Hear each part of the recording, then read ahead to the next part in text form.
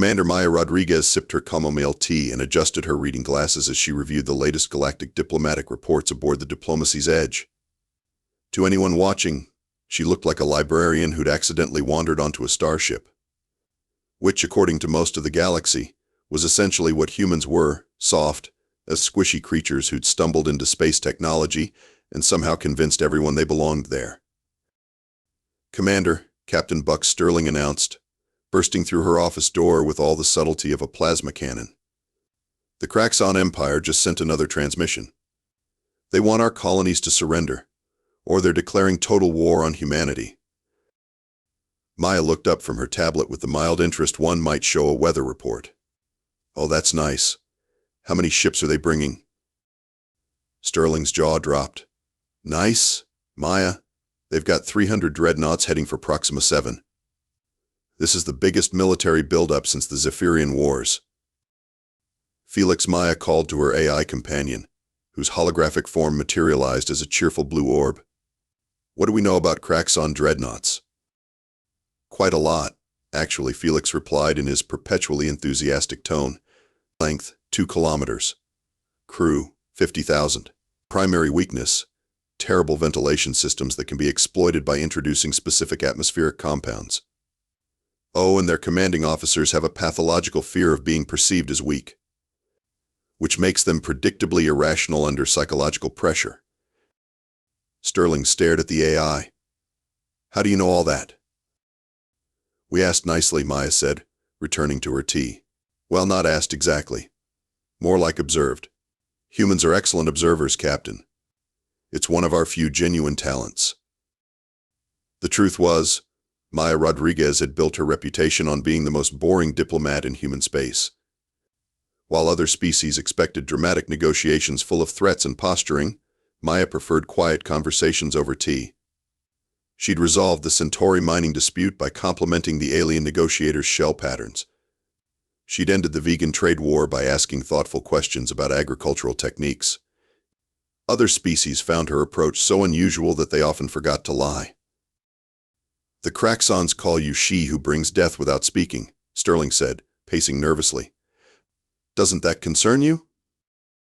Maya considered this. "I've always wondered about that translation. In Standard Galactic, it's more like the quiet one who makes things stop working. Which is fairly accurate, I suppose." "Commander," Felix interjected, "incoming transmission from Warlord Thekmor himself. He's demanding to speak with our war leader immediately." "Tell him I'll be right over," Maya said, standing and smoothing her modest blue uniform. "Captain, you're welcome to join us, but please try not to look intimidating. It makes the conversations less productive." Sterling watched in bewilderment as Maya gathered her tea service and a small data pad. "Maya, this is the Kraxxon Empire. They've conquered half the Outer Rim. Their warriors eat their enemies' hearts as a show of dominance." "Fascinating dietary choices," Maya mused. "I'll be sure to ask about their nutritional requirements. Felix, prepare the shuttle. And bring my notes on Kraxxon social hierarchies." As they headed to the shuttle bay, Sterling couldn't shake the feeling that Maya was walking into a trap. What he didn't realize was that Maya Rodriguez never walked into anything. She simply arrived at predetermined conclusions. The Kraxxon dreadnought Blood of Conquest was exactly what Maya expected: oversized, aggressively angular, and decorated with enough spikes and skull motifs to stock a teenage goth's bedroom. As their shuttle docked, she could hear the thunderous war chants echoing through the corridors. "Subtle," she murmured, adjusting her tea service. Warlord Thekmor stood 8 feet tall, covered in chitinous armor that had been polished to mirror brightness. His forearms ended in claws that could punch through steel, and his fanged maw dripped with ceremonial war paint. He was flanked by a dozen equally impressive warriors, all snarling and clicking their mandibles in what Maya assumed was meant to be intimidating. "Human." Thekmor roared, his voice echoing off the chamber walls. "I am Warlord Thekmor, destroyer of worlds, crusher of hope, lord of the endless dark. You will surrender your pathetic colonies or watch them burn." Maya looked up from her tea preparations with polite interest. "Oh, Oh, hello. I'm Maya Rodriguez. Would you like some chamomile? It's quite soothing for the digestive system. The silence that followed was so complete that Sterling swore he could hear the ship's reactor humming 3 decks away. You offer me tea? Thekmore sputtered. Well, yes, it seems like you might need it. All that roaring must be terribly hard on your throat. Maya poured herself a cup and settled into a chair she'd brought along. I hope you don't mind my asking, but is the armor ceremonial, or do you actually sleep in it? The ergonomics seem problematic. Thekmore's advisors exchanged confused glances. This wasn't how negotiations with humans were supposed to go. Where were the threats? The desperate bargaining? The inevitable collapse into begging? Your colonies will burn. Thekmore tried again, raising his voice even higher. Maya winced slightly. My goodness, you really should have that tea. Now about these colonies, I'm curious about your invasion strategy. Are you planning a traditional orbital bombardment, or something more creative? I've always been fascinated by military logistics. We will crush them beneath our claws. One of the advisors shouted. Claws seem inefficient for crushing, Maya observed thoughtfully. Wouldn't a simple kinetic bombardment be more effective? Oh, but I suppose that would damage the infrastructure you're hoping to capture. It's quite a tactical puzzle, isn't it? Thekmore was beginning to feel distinctly off balance. Human diplomats were supposed to be terrified, not curious. You mock the might of the Kraxxon Empire. Not at all, Maya said, genuinely surprised. I'm simply interested in how you solve complex problems. For instance, how do you maintain supply lines across such vast distances? The fuel requirements alone must be staggering. Sterling watched in amazement as Maya continued her pleasant interrogation.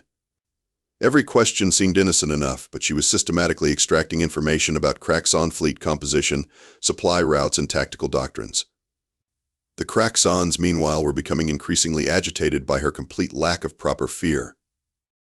Your species will learn to fear us, Thekmore declared, though with noticeably less conviction than before. Maya tilted her head. Oh, but we already know quite a lot about you. Your hierarchical structure based on combat dominance, your mating rituals tied to territorial displays, your fascinating metabolic requirements for rare earth minerals. It's all quite well documented. The color drained from Thekmore's carapace. How do you know of our sacred rituals? Maya smiled the way a teacher might when a student asked an interesting question. Oh, we observe. It's what humans do best, really. Much more efficient than fighting. Now then. Bration. Maya continued, refilling her teacup with methodical precision. I'm particularly curious about your family structures. From what we've observed, Kraxxon leadership follows a strict dominance hierarchy. But the actual family units operate on cooperative resource sharing. That must create fascinating psychological tensions. Thekmore's mandibles clicked nervously. Humans weren't supposed to know about Kraxxon domestic arrangements. You know nothing of our private matters. Oh, but we do, Maya said with the same tone one might use to discuss the weather.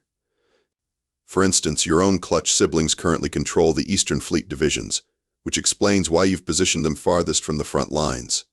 Protecting family while maintaining face is such a delicate balance. The warlords' advisors began shifting uncomfortably. How could this soft creature possibly know such intimate details about their military structure? Felix, Maya said pleasantly. Would you mind sharing some of those interesting statistics we discussed earlier? The AI's cheerful hologram appeared, causing several Kraxxon warriors to reach for their weapons. Certainly, Commander. Did you know that humans have successfully adapted to survive on over 300 different planetary environments? Including 7 that were actively trying to kill them through atmospheric toxins. Fascinating, Maya murmured. Please continue. Well, Mel, there's also our remarkable ability to develop resistance to biological weapons. The Terran Research Institute has cataloged human adaptation to over 1,500 different toxins and pathogens. We even maintain volunteer populations on experimental worlds just to see what new challenges we can overcome. Sterling finally understood what he was witnessing. Maya wasn't negotiating at all. She was conducting a psychological dissection, systematically dismantling the Kraxxon's confidence while gathering intelligence. You see, Maya explained to Thekmore, humans have this peculiar habit of studying things that try to kill us. Take your species, for example. We've been observing Kraxxon military tactics for nearly 30 years now. Your predictable rotation patterns, your supply depot locations, even your communication encryption methods. Impossible. One of the advisors shrieked. Our codes are unbreakable. Maya reached into her bag and produced a data tablet. Oh, you mean the quantum encryption based on prime number sequences derived from your lunar calendar? Yes, that was quite clever. It took our computers almost 6 minutes to crack it. The silence in the chamber was deafening. 6 minutes? Thekmore whispered. Well, 5 minutes and 43 seconds, to be precise. We've actually been reading your military communications for decades. Did you know that Admiral Kraxxon has been embezzling fuel reserves? And General Vashti is planning to challenge you for leadership after this campaign? Oh. And your mate is concerned that you've been working too hard and not eating enough of those mineral supplements you need. Thekmore staggered backward as if he'd been physically struck. Every secret, every private communication, every tactical advantage he thought he possessed had just evaporated. How? He managed to croak. Maya smiled that same mild librarian smile. We asked the right questions and paid attention to the answers. It's amazing what you can learn when you actually listen to people. The Kraxxon Council was beginning to understand that they weren't dealing with a typical human diplomat. This creature had systematically stripped away every advantage they thought they possessed, all while serving tea and making polite conversation. You're all monsters, one advisor whispered. Maya looked genuinely hurt by this. Oh no, we're just thorough. Maya set down her teacup with deliberate care and regarded the increasingly nervous Kraxxon leadership. I think there's been a fundamental misunderstanding about humanity's place in the galactic community. You see, most species assume we're newcomers who got lucky with technology. That's not entirely accurate. What do you mean? Thekmore demanded, though his voice had lost most of its earlier bluster. Felix, would you mind displaying the Terran survey archives? The AI projected a holographic star map that filled the chamber. Thousands of systems glowed in soft blue light, with intricate data streams connecting them in complex patterns. This represents our current intelligence network, Maya explained conversationally. Every species, every military installation, every trade route, every political alliance in known space. We've been cataloging everything for the better part of a century. Sterling's jaw dropped. Maya, this is classified beyond anything I've ever seen. Oh, Captain, your security clearance only covers the military aspects. This is diplomatic intelligence. Maya gestured at the display. You see, Warlord Thekmore, those 3 colonies you're threatening? They're not actually colonies in the traditional sense. What are you talking about? Thekmore growled, though uncertainty now colored his tone. Maya smiled that terrifyingly pleasant smile. They're testing facilities. Specifically, they're designed to evaluate defensive strategies against various forms of alien military doctrine. Colony Proxima 7, for instance, has been running Kraxxon invasion simulations for 12 years. The residents are actually volunteers from our military academies. The warlord's carapace turned an alarming shade of pale green. Testing facilities? Oh yes. You see, we don't really fight wars the way other species do. We solve puzzles. When we encounter a new military threat, we study it, analyze it, and develop countermeasures. Then we test those countermeasures until we achieve a 99.7% success rate. Felix helpfully added, current Kraxxon invasion scenario success rate is 99.92%, Commander. We've run over 10,000 simulations. The point is, Maya continued, your invasion isn't really a threat to humanity. It's more like a final exam. We've been waiting to see if our theoretical models match your actual tactics. Thekmore slumped in his throne, the weight of realization crushing down on him. You knew. You knew we were coming. Of course we knew. Your fleet movements have been as predictable as a textbook exercise. Formation Alpha 7 approaching from the galactic south, with supply ships following exactly 47 light hours behind the main battle group. It's quite textbook, really. Then why didn't you stop us? One of the advisors cried out. Maya looked genuinely puzzled by the question. Stop you? Why would we do that? This is incredibly valuable research data. Do you have any idea how rare it is to observe a full-scale military deployment in real time? Most species surrender or negotiate long before reaching this stage. Sterling felt a chill run down his spine as he began to understand the true scope of what Maya represented. Humanity hadn't just joined the galactic community, they had been quietly, systematically, studying every potential threat for decades. Besides, and Maya added with casual cheerfulness, we've already developed countermeasures for every weapon system in your fleet. Your plasma cannons are vulnerable to specific electromagnetic pulse patterns. Your shield generators have a critical resonance frequency that causes catastrophic failure. And your life support systems can be neutralized by introducing trace amounts of ordinary Earth pollen into your air recycling systems. You're bluffing, Thekmore whispered, but his voice carried no conviction. Maya reached into her bag again and produced what looked like a simple handheld device. Felix, please demonstrate the effectiveness of our Kraxxon-specific countermeasures on their dreadnoughts' secondary shield array. Certainly, Commander. Instantly, every alarm in the Kraxxon ship began blaring as their shields flickered and failed. Don't worry, Maya said calmly. They'll come back online in a few minutes. We're not monsters, after all. Maya waited patiently as the Kraxxon technicians frantically worked to restore their shields, occasionally sipping her tea and making small notes on her tablet.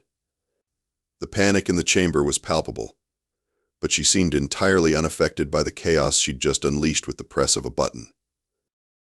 How? Thekmore finally managed to ask. Oh, that's the wonderful thing about human diplomacy, Maya replied.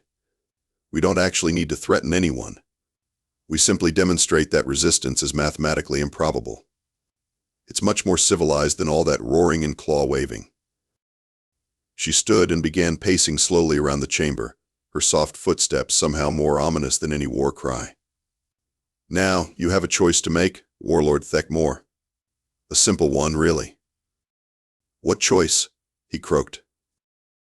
You can maintain your dignity and join the galactic community as partners, contributing your expertise to collaborative endeavors and enjoying all the benefits of peaceful cooperation. Or Maya paused to adjust her glasses. You can continue to be a case study. A case study? One of the advisors whimpered. Oh yes, you see, what I haven't mentioned is that human diplomats like myself aren't really diplomats in the traditional sense. We're combat analysts who specialize in nonviolent victory. Every conversation, every negotiation, every interaction is carefully documented and added to our tactical databases. Felix materialized again, his cheerful demeanor somehow sinister in the context. The Kraxxon Empire currently represents our most comprehensive study of hierarchical military societies based on personal combat prowess. We've learned so much from observing your expansion patterns. Maya nodded approvingly. If you choose to continue hostile operations, you'll become a permanent research subject. Every move you make will be predicted, every strategy you employ will be countered. And every victory you think you've achieved will actually be part of a larger experiment. You'll spend the rest of your civilization's existence wondering whether your successes are real or whether we simply allowed them to happen for data collection purposes. The psychological impact was devastating. Sterling watched as the proud Kraxxon leadership visibly crumbled under the weight of Maya's casual revelation that their entire military might was nothing more than a research project to humanity. But if you choose partnership, Maya continued, her voice never rising above conversational level, you'll be welcomed as equals in the galactic community. Your military expertise could be invaluable in joint defense initiatives. Your cultural achievements could enrich us all. And you'll never have to wonder whether your victories are real. Because you'll be fighting alongside us instead of against us. Thekmor looked around at his advisors, seeing his own horror reflected in their faces. You never raised your voice. Never threatened us. How are you more terrifying than any enemy we've ever faced? Maya considered this seriously. I think it's because we remove uncertainty. Most species fear the unknown, but what truly terrifies them is perfect knowledge. When you realize that your opponent has already calculated every possible outcome and prepared accordingly, fighting becomes pointless. The galaxy calls you death, Thekmor whispered. No, Maya corrected gently. They call me death because I make conflicts end. Not through violence, but by making resistance logically unsustainable. It's actually quite peaceful, when you think about it. Sterling finally spoke up. Maya, what happens if they choose to fight anyway? She turned to him with that same mild expression. Oh, they won't. They won't. The Kraxxon psychological profile indicates a 97.4% probability of choosing cooperation once presented with irrefutable evidence of tactical disadvantage. Their entire culture is based on recognizing superior strength and adapting accordingly. Thekmor closed his eyes in defeat. We choose partnership. Maya smiled her warmest smile yet. Wonderful. I think you'll find it much more rewarding than conquest. Felix, please transmit our cooperation protocols to their fleet commanders. 3 hours later, aboard the Diplomacy's Edge, Captain Sterling sat in Maya's office, staring at her with a mixture of awe and terror. She had returned to her paperwork, as if she'd just completed a routine supply negotiation, occasionally humming softly to herself. Maya, he finally said, what the hell just happened back there? She looked up from her reports with genuine surprise. We successfully negotiated a peaceful resolution to a potential military conflict. Quite routine, really. A routine? Sterling's voice cracked. You just psychologically dismantled an entire empire without breaking a sweat. And they're calling off their invasion because you politely explained that they couldn't win. Well, they couldn't, Maya said reasonably. It would have been cruel to let them try. Think of all the unnecessary casualties on both sides. Felix materialized with his usual cheerfulness. Captain Sterling, you seem distressed. Perhaps you'd benefit from understanding the broader context of Commander Rodriguez's work? Please, Sterling managed. You see, humanity's approach to galactic diplomacy is quite unique. While other species rely on military posturing or economic leverage, we simply make warfare obsolete through perfect information asymmetry. Commander Rodriguez represents the finest example of this methodology.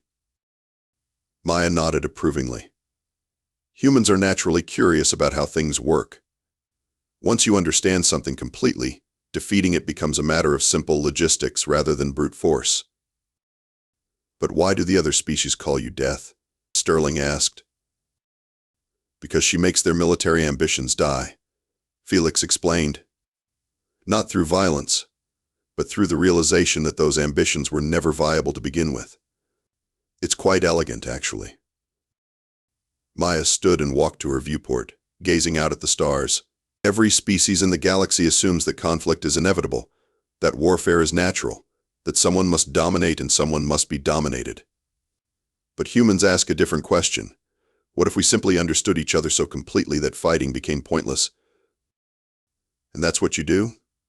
You understand them completely? Not just me. All of us. Every human diplomat, every cultural attach, every trade representative is constantly collecting data, analyzing patterns, building comprehensive models of how every species thinks, fights, and fears. We've turned intelligence gathering into an art form. Sterling felt a chill as the full implications hit him. How many species have you done this to? Maya consulted her tablet. Successfully integrated through nonviolent tactical obsolescence. 47 so far. The Kraxxons were actually relatively straightforward. Their honor-based hierarchy made them quite predictable once we understood their family dynamics. And the ones who chose to fight anyway? Maya's expression grew slightly sad. There have been 3 such cases. They discovered very quickly that we weren't bluffing about our countermeasures. But even then, we focused on disabling rather than destroying. There's no point in being cruel about it. My God, Maya. The entire galaxy must be terrified of us. Oh, I wouldn't say terrified, Maya replied thoughtfully. More like respectfully cautious. Most species prefer our approach once they understand it. Cooperation is much more profitable than conquest, and everyone gets to keep their dignity. Felix added helpfully, Commander Rodriguez is actually considered one of our more gentle practitioners. Commander Johnson once resolved a three-way territorial dispute by casually mentioning that all three species were using the same strategic planning software, which humanity had designed specifically to make their conflicts predictable. Sterling shook his head in amazement. What's your next assignment? Maya returned to her desk and pulled up a classified file. The hegemony of pure thought has been making concerning advances in psychic warfare technology. They believe their mental abilities make them superior to all physical species. And you're going to talk them out of it? Maya smiled that terrifyingly pleasant smile. Oh no, Captain. I'm going to ask them about their fascinating mental disciplines while Felix runs cognitive mapping algorithms on their thought patterns. By the time our conversation is over, we'll understand their psychic abilities better than they do. Jesus, Sterling whispered. The wonderful thing about dealing with psychic species is that they always assume they're reading your mind, when actually you're reading theirs. They broadcast their thoughts so clearly that it's almost like cheating. As Sterling left Maya's office, he could hear her humming again as she prepared for another routine diplomatic mission. Somewhere across the galaxy, the hegemony of pure thought was undoubtedly planning humanity's psychic domination, completely unaware that they were about to become research subject number 48. Maya Rodriguez never raised her voice, never issued threats, and never drew a weapon. She simply asked questions, served tea, and made the universe a more peaceful place by making war mathematically impossible. The predators called her death because she was the end of their way of life. But she preferred to think of herself as a teacher, helping her students understand that there were better ways to solve their problems, even if they didn't always appreciate the lesson at first.